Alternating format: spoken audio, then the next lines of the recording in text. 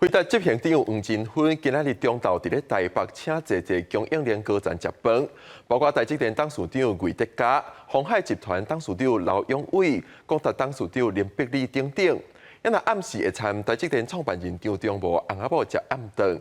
黄振勋讲要以 AI 做基础，打造新的电脑产业。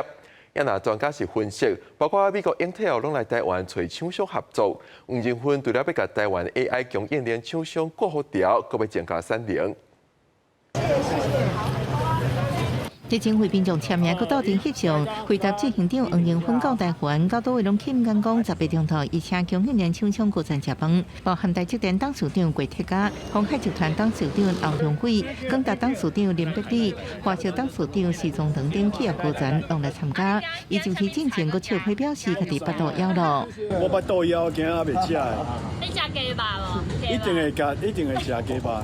甲大家原来食原来开讲，前一日黄振勋就讲到，甲台积电已经展开设公司研究合作，即摆食中道也继续甲魏铁嘉密切交流。佮讲到电脑工业发展60年，即摆加入 AI 做基础，要打造新的电脑产业。The computer industry, as you know, has been evolving and growing for 60 years, and now we're starting over again with a new way of doing computing with artificial intelligence and GPUs. 专家分析，包含美国超微 Intel 甲四大云端服务中心 CSP 业者拢来台湾找厂商合作。黄振勋即摆来台湾，其中一个重要进步，就是要构成台湾 AI 供应链厂商。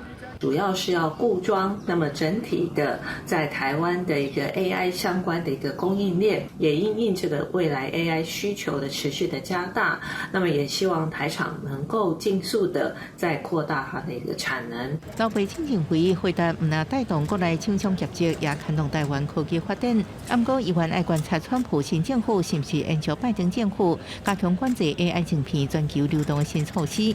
台湾科技业未来安怎发展，议员有变数。记者综合报道。